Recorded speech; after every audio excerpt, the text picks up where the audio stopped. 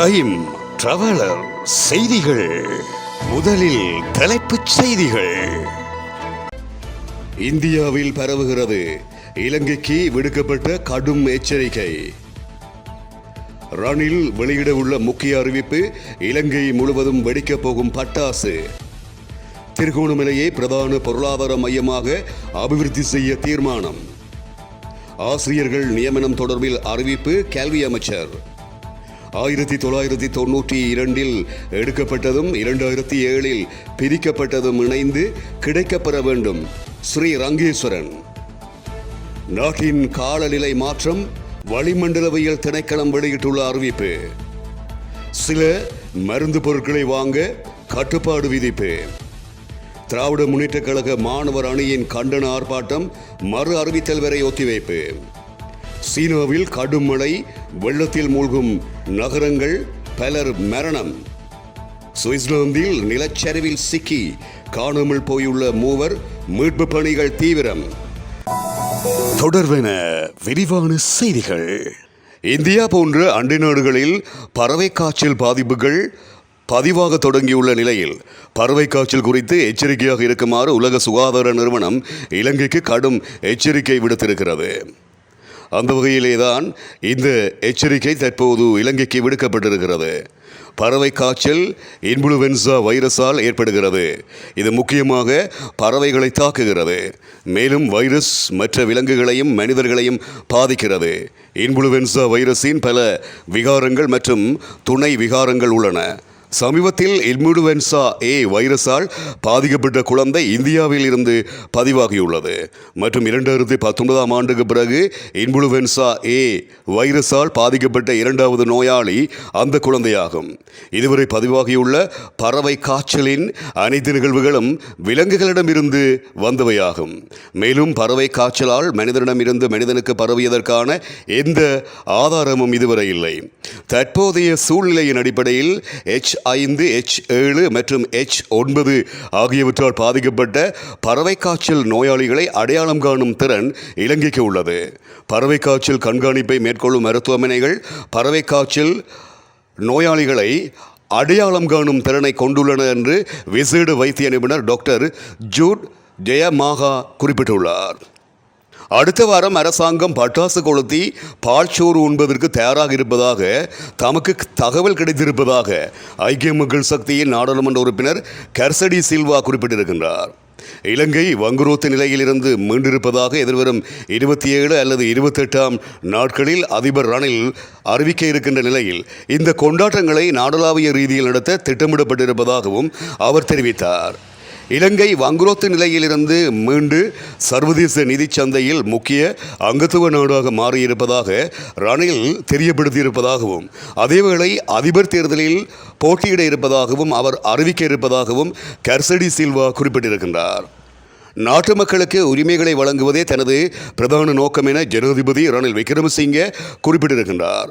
அத்துடன் திருகோணமலையை பிரதான பொருளாதார மையமாக அபிவிருத்தி செய்ய தீர்மானித்திருப்பதாகவும் ஜனாதிபதி குறிப்பிட்டிருக்கின்றார். அரசாங்கம் முன்னெடுத்து வரும் உரிமைய தேசிய வேலை திட்டத்தின் கீழ் மட்டக்களப்பு மாவட்டத்தில் காணி உறுதிகளை வழங்கும் நிகழ்வில் உரையாற்றும் போதே ஜனாதிபதி இவ்வாறு குறிப்பிட்டார். மட்டக்களப்பு மாவட்டத்தில் 27,595 குடும்பங்களுக்கு காணி உறுதிகளை வழங்கும் நிகழ்வு மட்டக்களப்பு திராய்மடு மாவட்ட செயலக வளாகத்தில் ஜனாதிபதி தலைமையில் நடைபெற்றது. இதற்கு முன்னதாக மட்டக்களப்பு திராய்மடு பிரதேசத்தில் 1055 மில்லியன் ரூபாய் செலவில் நிர்மாணிக்கப்பட்டுள்ள மாவட்ட செயலகத்திற்கான புதிய கட்டடத்தையும் ஜனாதிபதி இதன்போது திறந்து வைத்தார். ஜனாதிபதி ரணில் விக்ரமசிங்கே பிரதமராக இருந்தபோது 2016 ஆண்டு செப்டம்பர் மாதம் 11 அப்போதைய உள்நாட்டு அலுவல்கள் அமைச்சர் வஜிர அபேவர்த்தன இந்த புதிய மாவட்ட செயலகத்தின் நிர்மாண பணிகளை ஆரம்பித்து வைத்தார். மட்டக்களப்பு மாவட்ட மக்களுக்கான சேவைகளை விஸ்தரித்து வினைத்திறனாக்கும் நோக்கில் இந்த புதிய மாவட்ட செயலகம் நிர்மாணிக்கப்பட்டுள்ளது. பெயர் பலகையை திறநீக்கம் செய்து மாவட்ட செயலகத்தை திறந்து வைத்த ஜனாதிபதி அங்கு கண்காணிப்பு விஜயத்தையும் மேற்கொண்டார். இதன் பின்னர் மட்டக்களப்பு மக்களுக்கு காணி உறுதிகள் வழங்கும் நிகழ்வும் நடைபெற்றது. සංවර්ධන ව්‍යාපාරයක් මේ ආරම්භ කරන්නට යනවා. ජයශංකර් විදේශ ඇමතිතුමත් සාකච්ඡා කරද්දී තිරිකුණාමලේ කේන්ද්‍ර ස්ථානයක් ඇටියට දියුණු කරන්නට තීරණය කරා. වරාය හදන්න, ඒ වගේම බලශක්ති මධ්‍යස්ථානයක් කරන්නට, කර්මාන්තපුරයක් කරන්නට. එහෙම කරාම මේ පැත්තෙත් විශාල දියුණුවක් ඇති වෙන්න යනවා. අද අපි දෙන්නේ மாகாண சபைகளுக்கு உட்பட்ட பாடசாலைகளில் 8139 ஆசிரியர் பற்றாக்குறை நிலவுவதாக கல்வி அமைச்சர் சுசில் பிரேமஜெயந்த குறிப்பிட்டுள்ளார். தற்போது நிலவும் ஆங்கில ஆசிரியர் பற்றாக்குறைக்கு தீர்வாக ஓய்வு பெற்ற ஆங்கில ஆசிரியர்கள் 3 ஆண்டு காலத்திற்கு ஒப்பந்த அடிப்படையில் பணிக்கமர்த்தப்பட இருப்பதாகவும் அவர் குறிப்பிட்டார். இதேவேளை தற்போது புதிதாக இணைத்துக் கொள்ளப்பட்டுள்ள ஆசிரியர்களுடைய எண்ணிக்கை மற்றும் எதிர்காலத்தில் இணைத்துக் கொள்ளப்பட உள்ள ஆசிரியர்களின் எண்ணிக்கையும் 11,048 காணப்படுவதாகவும் அவர் குறிப்பிட்டுள்ளார். 1992 ஆண்டில் எடுக்கப்பட்டதும் 2007 பிரிக்கப்பட்டதும் இணைத்து கிடைக்கப்பெறல் வேண்டும் என்பதே எமது எதிர்பார்ப்பாக உள்ளதென ஈழமக்கள் ஜனநாயக கட்சியினுடைய ஊடக பேச்சாளர் ஐயாத்துரை ஸ்ரீ ரங்கேஸ்வரன் குறிப்பிட்டுள்ளார். யாழ் ஊடக அமையத்தில் நடைபெற்ற ஊடக சந்திப்பின் போதே ஜனாதிபதி தேர்தலில் போட்டியிடும் சஜித் பிரேமதாச போலீஸ் அதிகாரம் மற்றும் காணி அதிகாரங்களை தருவதாக கூறியிருப்பதாக செய்திகள் வெளியாகியுள்ளன. இது தொடர்பில் தங்களின் கருத்து என்ன என ஊடகவியலாளர்கள் எழுப்பிய கேள்விக்கு பதிலளிக்கையிலேயே ஐயாத்துரை ஸ்ரீ ரங்கேஸ்வரன் இவ்வாறு குறிப்பிட்டார்.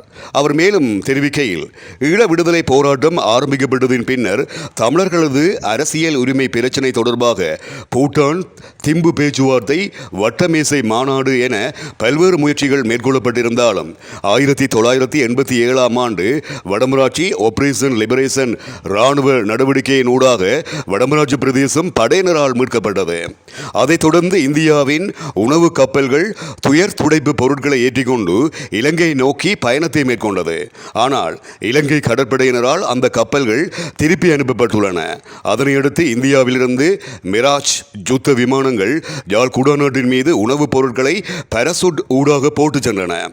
இதன் பின்னர் அன்றைய அரசு இந்திய இலங்கை ஒப்பந்தத்தை கைச்சாத்திட இலங்கை அரசு ஒப்புக்கொண்டது. அதன் அடிப்படையில் 1987 ஆண்டு ஜூலை 29 நாள் ராஜீவ் ஜேஆர் ஜெயவர்தன ஒப்பந்தம் ஏற்படுத்தப்பட்டது. இதில் 13வது அரசியலமைப்பு திருத்தத்தில் மாகாண ஆட்சி முறைமை கொண்டுவரப்பட்டது.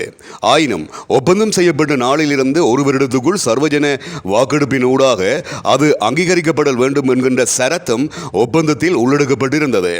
ஆனால் புலிகள் இயக்கமும் பிரேமதாச அரசாங்கமும் இணைந்து சர்வஜன வாக்கெடுப்பு நடைபெற விடாது தடுத்தனர்.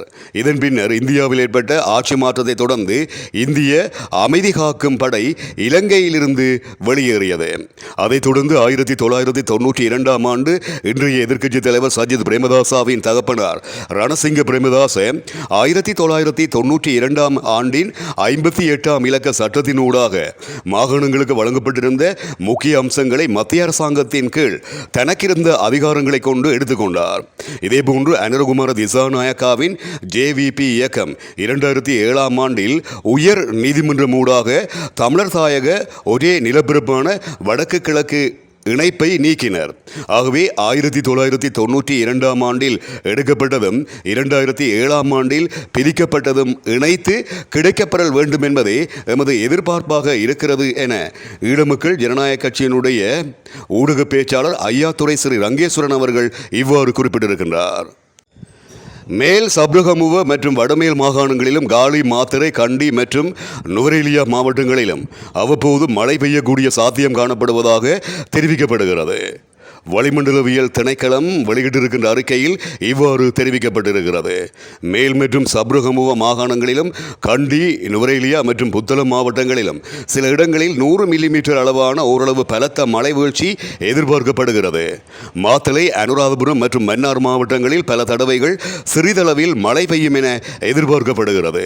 மத்திய மலைநாட்டின் மேற்கு சரிவு பகுதிகளிலும் வடக்கு வடமத்திய மற்றும் வடமேல் மாகாணங்களிலும் திருகோணமலை ஹம்பாந்தோட்டை மற்றும் மொனராகலை மாவட்டங்களிலும் அவ்வப்போது மணித்தியாலத்துக்கு 40 தொடக்கம் 50 கிலோமீட்டர் வரையிலான வேகத்தில் பலத்த காற்று வீசக்கூடிய சாத்தியம் காணப்படுகிறது. திராவிட முன்னேற்றக் கழக மாணவர் அணி சார்பில் 24ஆம் நாள் நீட் தேர்வுக்கு எதிரான கண்டன ஆர்ப்பாட்டம் நடைபெற இருந்த நிலையில் குறித்த ஆர்ப்பாட்டம் ஒத்திவைக்கப்பட்டிருப்பதாக திராவிட முன்னேற்றக் கழக மாணவர் அணி சார்பில் அறிவிக்கப்பட்டிருக்கிறது. எதிர்வரும் 24ஆம் நாள் திராவிட முன்னேற்றக் கழக மாணவர் அணி செயலாளர் CVMB எழிலரசன் தலைமையில் சென்னை வள்ளுவர் கோட்டத்தில் கண்டன ஆர்ப்பாட்டம் நடைபெற இருப்பதாக அறிவிப்பு வெளியிடப்பட்டிருந்தது. இந்த நிலையில் நீட் தேர்வை மீண்டும் நடத்த வேண்டும் என மாணவர்கள் கோரிக்கை விடுத்து வருகின்றனர். 67 மாணவர்கள் முழு மதிப்பெண் பெற்றதும் அவர்களில் பெரும்பாலானோர் ஹரியானா மாநிலத்தில் ஒரே மையத்தில் தேர்வு எழுதியவர்கள் என்பதாலும் பரீட்சை வினாத்தாள் வெளியானதாக பீகார் போலீசார் தெரிவித்திருந்ததும் நீட் தேர்வை மீள நடத்த வேண்டும் என தெரிவிப்பதற்கு முக்கிய காரணங்களாகும். மேலும் 1500க்கும் மேற்பட்டவர்களுக்கு கருணை மதிப்பெண் வழங்கியதும் சர்ச்சையை ஏற்படுத்தியது. பின்னர் உச்சநீதிமன்றத்தில் கருணை மதிப்பெண் ரத்து செய்யப்படும் என தேசிய தேர்வு முகவராண்மை தெரிவித்திருந்தது. இந்த நிலையிலேயே திராவிட முன்னேற்ற கழக மாணவர் அணி சார்பில் நீட் தேர்வுக்கு எதிராக கண்டன பேரணி முன்னெடுக்கப்பட இருந்தது. எனினும் தற்போது பேரணி ஒத்திவைக்கப்பட்டிருப்பதுடன் திகதி பின்னர் அறிவிக்கப்படும் எனவும் அறிவிப்பு விடுக்கப்பட்டுள்ளது. இதேவேளை நீட் வினாத்தாள் இந்திய மதிப்பின்படி ரூபாய் 32 லட்சத்துக்கு விற்பனை செய்யப்பட்டது என்று பீகாரை சேர்ந்த மாணவர் ஒருவர் வாக்குமூலம் அளித்திருக்கின்றமை இங்கு குறிப்பிடத்தக்கது. கள்ளக்குறிச்சி கருணாபுரம் பகுதியில் மெத்தனால் கலந்த கள்ளச்சாராயம் குடித்து பாதிக்கப்பட்டவர்களில் மரணமடைந்தோர் எண்ணிக்கை 51ஆக உயர்வடைந்துள்ளது. மேலும் 100க்கும் மேற்பட்டோர் சிகிச்சை பெற்று வரும் நிலையில் பலரின் நிலைமை கவலைக்கிடமாக உள்ளது. கள்ளக்குறிச்சி கள்ளச்சாராயம் சம்பவத்தை தொடர்ந்து மருந்து கடைகளில் சில பொருட்களை வாங்க கட்டுப்பாடுகள் விதிக்கப்பட்டிருக்கிறது. இந்த நிலையில் தமிழ்நாடு மருந்து விற்பனையாளர்கள் சங்கம் அறிக்கை ஒன்றையும் வெளியிட்டிருக்கிறது. அதன்படி சானிடைசர் வாங்க அடையாள அட்டை கட்டாயம் என தமிழ்நாடு மருத்துவ விற்பனையாளர்கள் சங்கம் அறிவித்திருக்கிறது. விதிகளை மீறி தனிநபர்களுக்கு அதிகளவு சானிடைசர் விற்கும் மருந்து கடைகள் மீது நடவடிக்கை எடுக்கப்படும் என எச்சரிக்கை விடுக்கப்பட்டிருக்கிறது. ஆல்கஹால், எத்தனாலை மூலப்பொருளாக கொண்ட ஸ்பிரிட், சானிடைசர் மற்றும் கேன்வாஷ் ஆகியவற்றை முறைப்படி விற்க வேண்டும் என குறிப்பிடப்பட்டிருக்கிறது. தமிழ்நாட்டில் உள்ள 37,000 மருந்து கடைகளுக்கும் தமிழ்நாடு மருந்து விற்பனையாளர்கள் சங்கம் இவ்வாறு அறிவுறுத்தி இருக்கிறது. சீனாவில் பெய்த கனமழையால் ஏற்பட்ட வெள்ளத்தில் சிக்கி 47 பேர் மரணமடைந்திருப்பதாக சர்வதேச ஊடகங்கள் செய்தியை வெளியிட்டுள்ளன. அதன்படி தெற்கு சீனாவின் குவாங்டாங் மாகாணத்தில் கனமழை பெய்தமையினால் வரலாறு காணாத வெள்ளம் மற்றும் நிலச்சரிவு ஏற்பட்டது. இதில் பிங்ஜுவான் ஹவுண்டியில் உள்ள 8 நகரங்கள் கடுமையாக பாதிக்கப்பட்டுள்ளன. இந்த நிலையில் 100க்கும் மேற்பட்ட பாலங்கள் சேதமடைந்திருப்பதுடன் விளை நிலங்களும் வெள்ளத்தில் மூழ்கியுள்ளன. இதனையடுத்து மெய்சோவு நகரில் அதிகார வரம்புக்குட்பட்ட மாவட்டம் ஒன்றில் 38 பேர் வெள்ளத்தில் சிக்கி மரணமடைந்திருப்பதாகவும் தெரிவிக்கப்படுகிறது. மேலும் குறித்த பகுதியில் வேறு இடங்களில் 9 பேர் மரணமடைந்திருப்பதாக முன்னர் அறிவிக்கப்பட்டமை இங்கு குறிப்பிடத்தக்கது. சுவிட்சர்லாந்தின் தென்கிழக்கு பகுதியில் ஏற்பட்ட நிலச்சரிவில் சிக்கி 3 பேர் காணாமல் போயிருப்பதாக அந்த நாட்டு ஊடகங்கள் செய்தி வெளியிட்டிருக்கின்றன. குறித்த நிலச்சரிவு ஆல்ப்ஸ் மலைத்தொடரின் மீசோக்ஸ் பள்ளத்தாக்கில் ஏற்பட்டுள்ளது. இதன்போது நிலச்சரிவில் சிக்கி பெண்ணொருவர் உயிருடன் மீட்கப்பட்டிருப்பதோடும் மேலும் 3 காணாமல் போயிருப்பதாகவும் தெரிவிக்கப்படுகிறது.